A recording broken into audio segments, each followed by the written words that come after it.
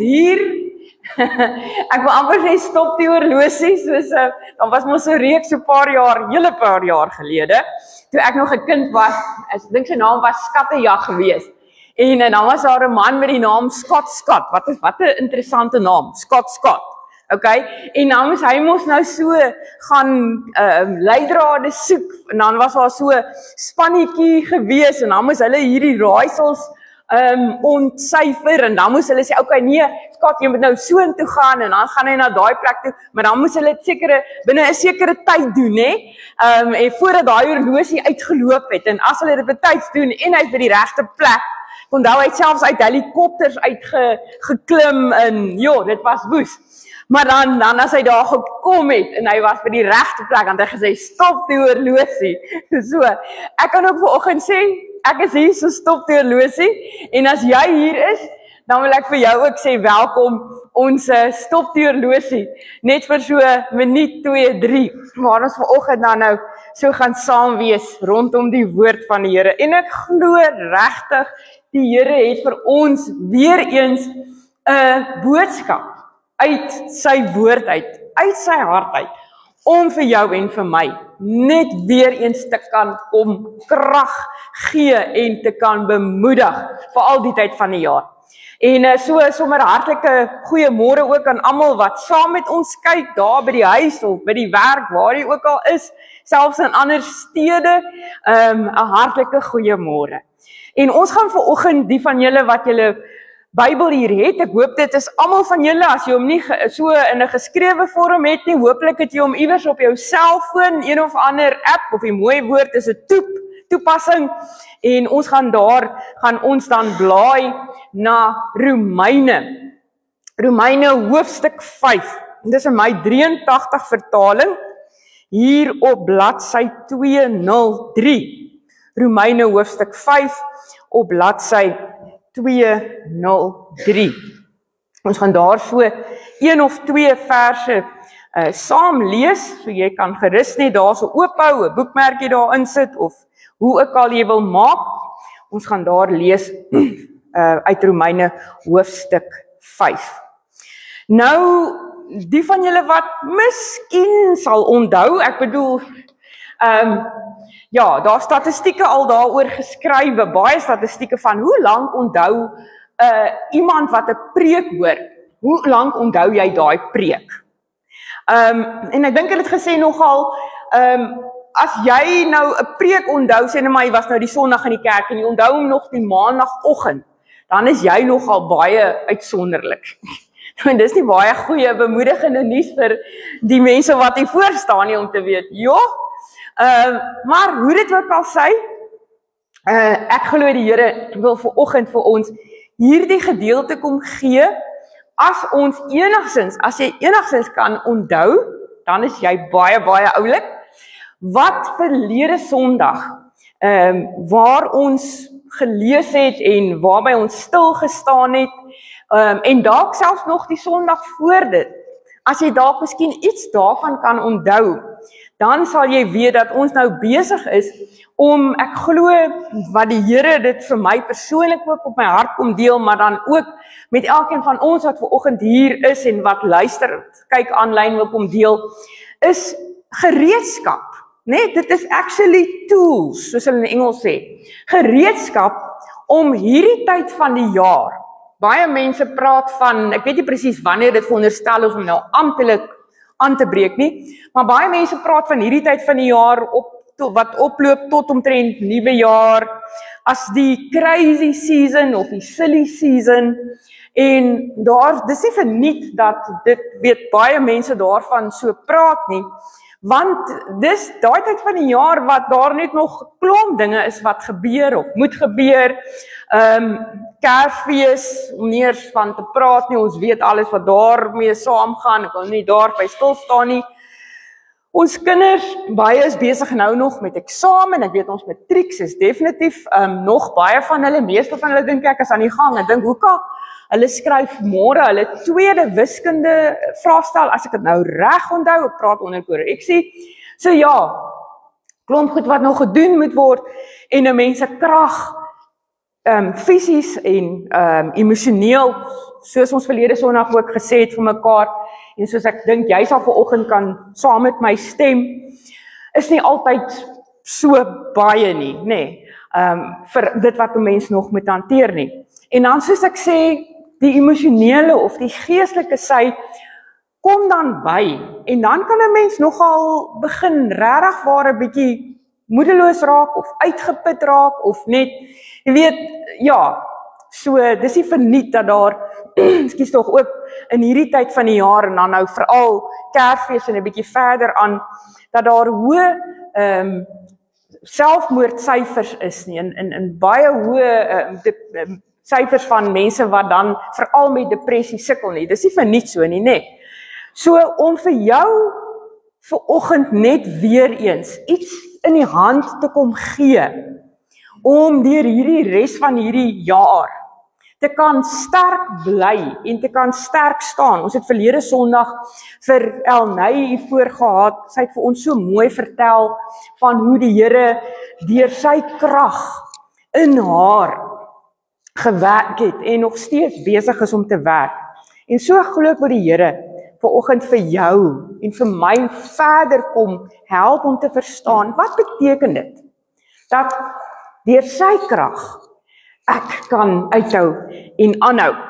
Dat ek nie net survive nie, maar dat ek actually met oorwinning kan leef en vol moed die res van hierdie jaar ook kan deurgaan, so in die nuwe jaar in, maar daarby gaan ons kom. Nou kom ek, voordat ons hier gaan lees, kom ek vat julle gou net so bietjie terug in julle gedagtes. Party van ons gaan baie verder moet teruggaan as ander, maar dit maak nie saak nie.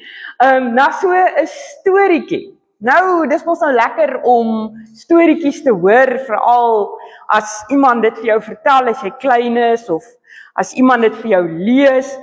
En so is daar onder andere die storieetjie, as ek nou reg onthou, ek glo ek onthou daarom nog so min of meer, van 'n skilpad en 'n hasie. Skilpad en 'n hasie. Nou kom ons noem sommer vir ou skilpad vanoggend ou Skilly, en ons noem vir ou hasie ou hasie. Nou en dan, die van julle wat dit dalk nou so 'n bietjie vergeet het, of wat ek nou nooit nog van hierdie storie gehoor het nie, hy gaan min of meer, die hooftrek is as volg. Daar verskillende weergawe, verskillende mense wat dit vertel, maar die basiese is as volg. Daar was nou hierdie skilpaadjie gewees, ou Skilly. En ons almal weet mos nou, skilpaaie is glad nie bekend daarvoor dat hulle die vinnigste dier op aarde is nie. Inteendeel, ek dink hulle is seker van die stadigste diere wat jy op hierdie aarde kan kry. En daar was natuurlik 'n ou hasie gewees. Nou aan die ander kant weer weet ons dat 'n haas kan nogal baie vinnig beweeg. 'n Hasie is nogal rats en kan nogal vinnig oor die weg kom. Nou, ou hasie, ekskuus tog, ou hasie het toe nou besluit, maar kyk, hy gaan nou vir ou Skilly uitdaag om 'n resies te hardloop.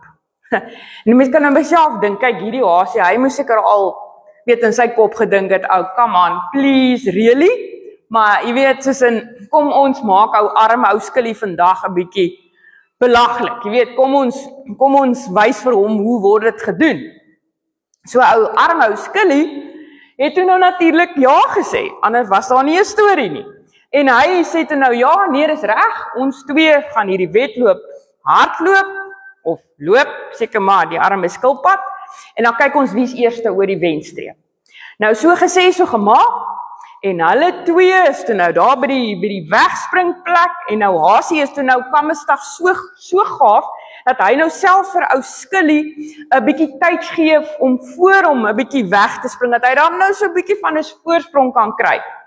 En so trek ou Skilly weg, een pootjie voor die ander pootjie, baie stadig natuurlik. En ou hasie sit, en almal is daar, al die diere cheer en woehoe. En uiteindelik na seker so 2 minute, 5 minute, toe trek ou hasie weg, want hy weet, ag man, hierdie gaan 'n walk in the park wees, ek gaan maklik vir ou Skilly wen. En hy trek weg en hy begin te hardloop.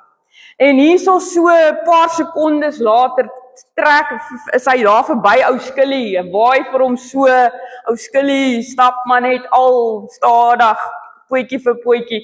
Daar trek ou Hasie, jy sien net soos 'n stofstreep daar teen die horison, en hy hardloop.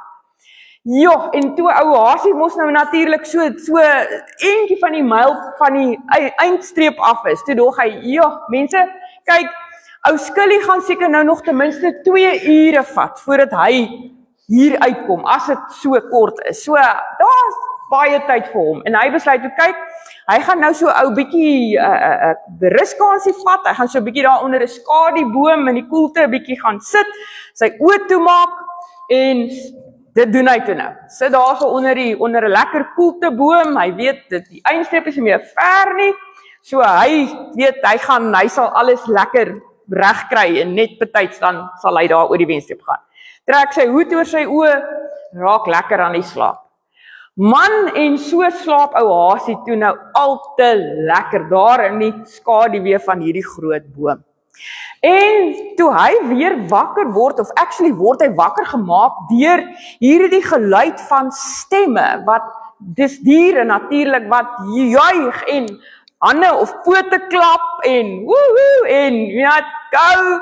En hy dink, ja, kyk nou, hierdie diere, hulle is al besig om vir my te juig en vir my te cheer, en hy is net te trots op homself, en hy staan op en stof eers hom mooi af, maak eers sy hoed mooi, dat hy goed lyk as hy daar oor die wenstreep gaan, en hy begin te hardloop, maar toe hy weer kyk, toe kan hy sy Hasie oë nie glo nie, want so waar as wragties, net daar met een poot voor die wenstreep, is dit wragties ou Skilly. Daar's ou Skilly, en toe ou Hasie nog so wil net die laaste paar trekkies gee, is ou Skilly oor daai wenstreep, en hy is die wenner. Hy is die wenner. Dis nou my weergawe, Eldrey se weergawe van hierdie ou storieetjie. En ja, daar is baie lesse wat 'n mens natuurlik uit hierdie verhaaltjie uit kan leer, hierdie storieetjie, né? Een van hulle was natuurlik ou Hasie wat so vol was van homself en gedink het, nee, weet, niemand sal my wen nie, en op die ou end, toe het dit nou anders gebeur as wat hy gedink het, né? So dit is een van die lesse wat jy daai kan leer. Don't count your chickens before they hatch, of so iets. Maar ek glo wat ons vanoggend vir onsself kan vat, hier waar ons nou is, by 2 November van 2025, wat die Here vir ons wil kom gee, is onder andere dit wat ons nou gaan lees, hier uit Romeine hoofstuk 5. Nou, luister mooi en kyk of jy dalk iets kan raak hoor hier, van dit wat ou Skilly geweet het, nodig is, om te kan doen, sodat hy oor daai wenstreep voor ou Hasie kon kom. Ons lees daar van vers 3, Romeine hoofstuk 5. Dit is egter nie al nie. Ons verheug ons ook in die swaar kry, want ons weet, luister nou mooi, swaar kry kweek volharding, en volharding kweek egtheid van geloof, en die egtheid van geloof kweek hoop, en die hoop beskaam nie, want God het sy liefde in ons harte uitgestort deur die Heilige Gees wat hy aan ons gegee het. Net tot sover lees ons vanoggend. Jy kan eintlik daai hele hoofstuk gaan lees. Dit's 'n amazing hoofstuk, maar terwyl van die tyd. Lees net weer vers 3 en 4. Swaar kry kweek volharding, en volharding kweek egtheid van geloof, en egtheid van geloof kweek hoop, en die hoop beskaam nie, want God het sy liefde in ons harte uitgestort deur die Heilige Gees wat hy aan ons gegee het. Mag die Here sy woord in ons harte vanoggend ryklik seën. Ek wil gou vir julle iets lees, iemand se definisie, want hopelik het jy dit vanoggend raak gehoor, dit wat ons nou gelees het, iets wat ou Skilly geweet het, nodig is. Een woordjie om te kan uithou en aanhou en oor daai wenstreep te kan gaan. Dit is volharding, né? Volharding. Om uit te hou en om aan te hou. Engelse woord is perseverance.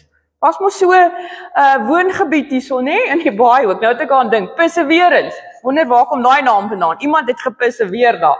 Maar okay, so perseverance, volharding.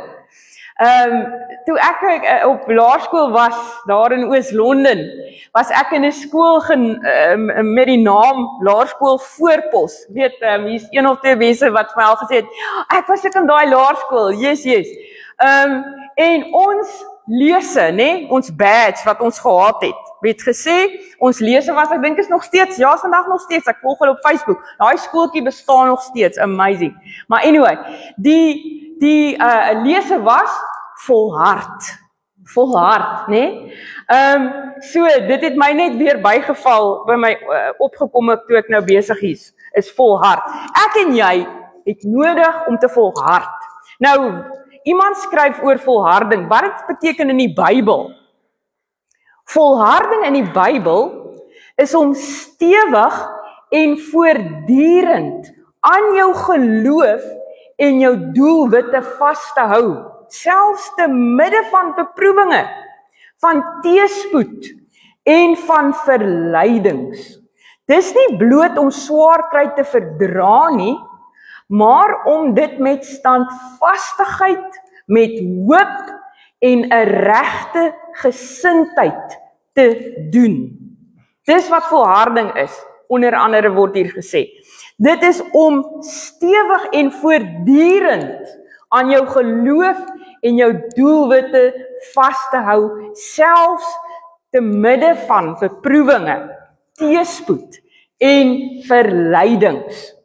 En dan dink ek nou sommer, ons gaan nie so intoe blaai nie, maar aan die baie bekende gedeelte in Hebreërs hoofstuk 12, wat die gedeelte is oor die geestelike wedloop, waar daar staan, laat ons die laste afgooi, die sonde wat ons so maklik verstrik, en laat ons die oë gefestig hou op Jesus, né?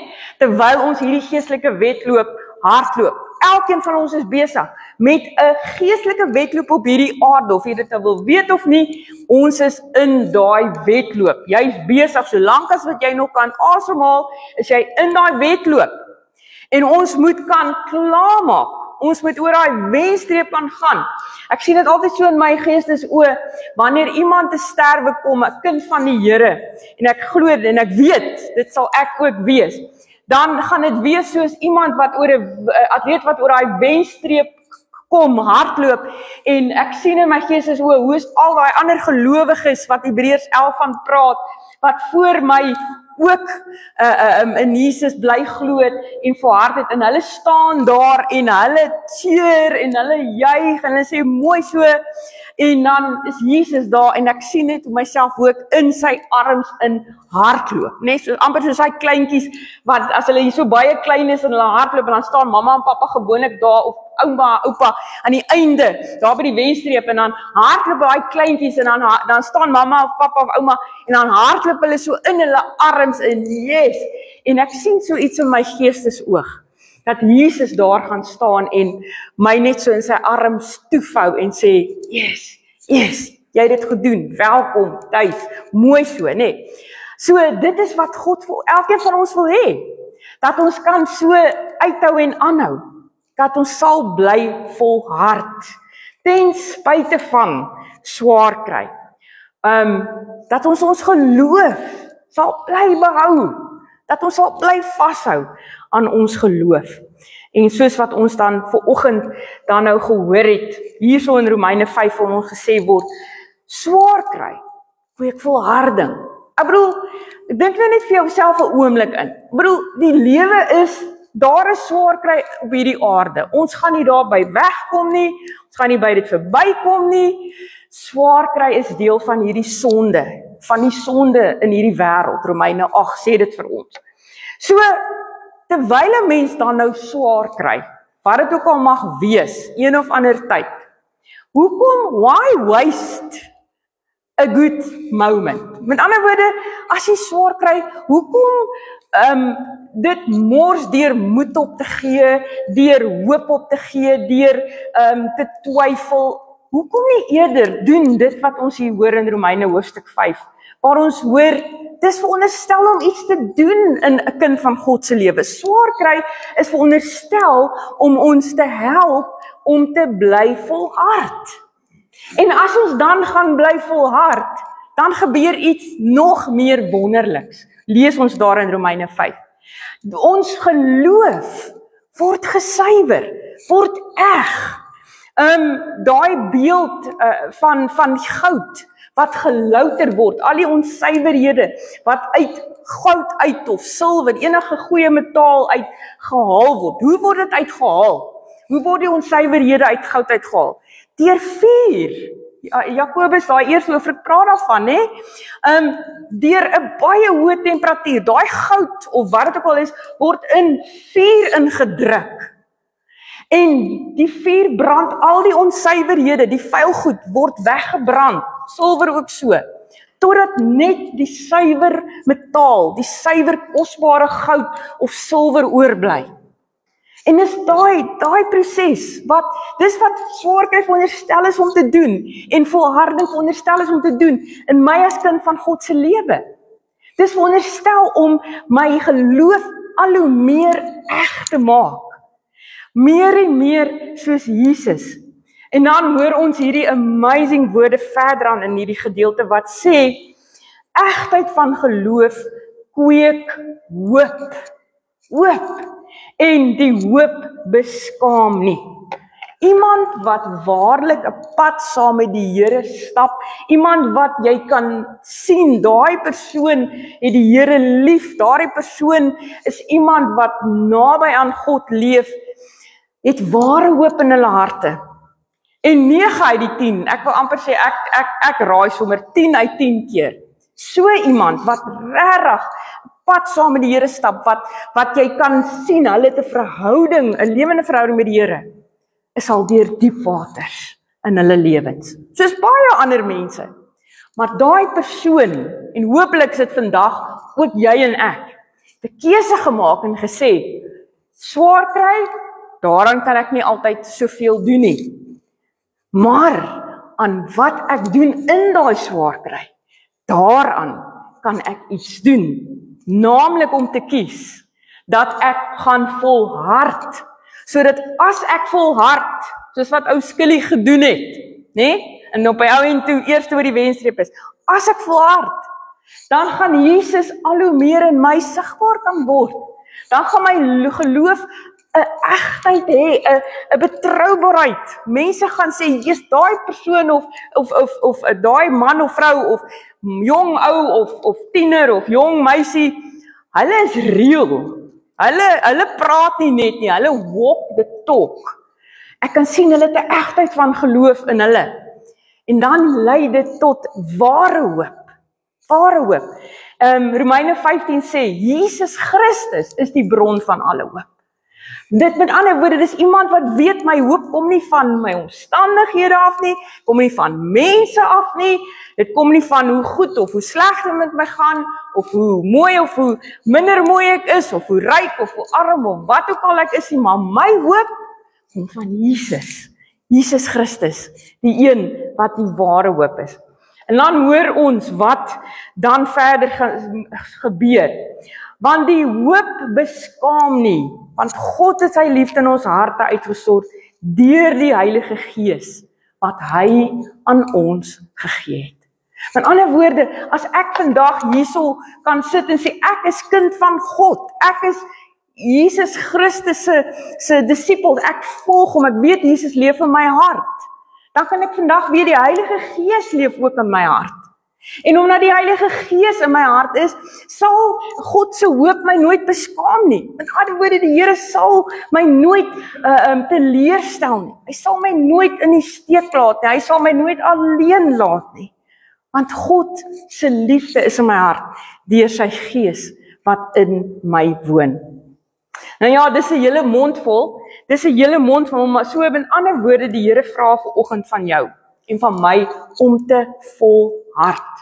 En dan sommer net so 1 of 2, 3 gedagtes. Ons het nou reeds gehoor, dis nodig om geestelik volwasse te word, sodat jy kan geestelik volwasse word, sodat jy kan groei. is dit nodig dat jy moet volhard. Iemand wat nie volhard nie, kan nie verwag om geestelik te groei nie. Kom ons gebruik gou net weer eens 'n voorbeeld sommer uit die natuur uit. As jy nou 'n saadjie gaan plant, né? Toe ons op laerskool was, het ons daai eksperimente gedoen met die boontjie saad, 'n familiepit. En dan gaan plant jy hom, jy maak hom toe in die wattetjies en jy gee 'n bietjie water, stop die regte plek, genoeg sonlig, al daai goedjies. En dan na so 'n paar dae, dan sien jy maar daar gebeur iets. As jy die wattetjie so versigtig wegvat, dan sien jy, kyk net daai dingetjie by, hy het begin oopbars. Hy's nie meer dieselfde ou boontjie wat ek daar ingesit nie, hy het begin oopbars. En dan nog so 'n bietjie later begin jy te sien, daar kom sulke wortel, so klein ou worteltjie uit. En dan nog so 'n bietjie later, 'n paar dae later, dan sien jy daar kom 'n ou stingeltjie uit met blaartjies. En op die ou end, as jy nou goed is, dan gaan plant jy hom uit iewers in die tuin of in 'n potjie. Ou Fransie buite het groen vingers. Hy sal vir ons baie mooi kan vertel. En dan op die ou end, dan word dit hopelik 'n boontjie rank waarvan jy kan boontjies pluk en dit kan eet, né? So werk dit met elke ander plant in die natuur. Het jy nou ooit in jou lewe, ek praat nou nie van Jack and the Beanstalk nie, maar het jy al ooit in jou lewe gesien, jy vat 'n boontjie of jy vat 'n saadjie, jy sit hom in die grond, en jy gaan slaap in die volgende oggend sien jy net hier's 'n boontjie rank hierso in jou kamer, hy vars hier deur die dak. Het jy al ooit in jou lewe so iets gesien? Dit gebeur net in veeverhale, né? Dis nie hoe dit werk in die natuur nie. Dit gebeur stelselmatig. Daai ou klein saadjie, boontjie moet deur 'n proses gaan. Dit vat tyd. En dan uiteindelik word hy wat hy veronderstel is om te wees. Net so ek en jy. As ons geestelik wil groei. Ons kan nie sê, joh, met respek gesê, Here, ek wil nou geestelik groei. Ek wil sterk wees in U, ek wil soos Paulus wees of wie ook al nie. So ek gaan nou hierdie Bybel vat en ek gaan hom nou my oë toemaak en môreoggend as ek wakker word, as ek hierdie sterk geestelike persoon. Dit werk nie so nie. En partykeer dan wil mense dit hê. Ek praat vir myself. Nee, jy dink, Here, jy bid, maak my geestelik sterk, laat my geestelik groei. Jy bedoel dit opreg. En dan kom maar hierdie swaar kry, hier kom hierdie beproewings, hier kom hierdie uitdagings, lyding, en dan dink jy, Here, hoekom stuur U dit nou oor my pad? Nee, en dan is jy soos in, Here, laat dit baie keer toe, om juis vir jou dan die kans te gee om te kan groei, deur te volhard. So geestelike groei, volharding is nodig daarvoor. En dan natuurlik ook, om die wil van God te kan doen. Daar staan in Hebreërs 10 vers 36, ons gaan nie nou so intoe blaai nie, maar daar staan, volharding is wat ons nodig het, om die wil van God te kan doen.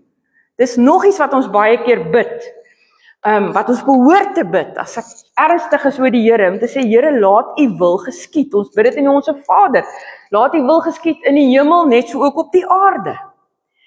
Hoe kry ons dit reg om God se wil te doen? Sê Hebreërs 10 vir ons, deur te volhard. Ons moet partykeer aanhou en aanhou en aanhou. Daar weer eens is daai gebedsbord van ons. Partykeer vat dit lank bid.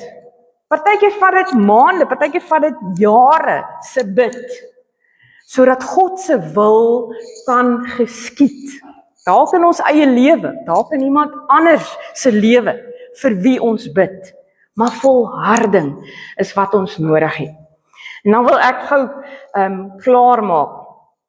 Net so 3 baie praktiese riglyne wat ek raak gelees het en dit maak vir my baie sin. Hoe kry ek dit dan nou reg om te volhard? Om uit te hou en aan te hou selfs hierdie tyd van die jaar wat so baie mense moeg raak en uitgeput en depressief en ons weet wat alles kan gebeur. Hoe kry ek dit reg? 3 dinge. Eerste ding is om die evangelie, met ander woorde die Bybel, om dit te hoor, om dit te lees, as jy nog self kan lees, of laat iemand anders toe om dit vir jou te lees, en om dit te oordink. Nee, so dit is een van die hartdinge van volharding. Enige mens om besig te bly met die Bybel. Besig te wees met die Bybel.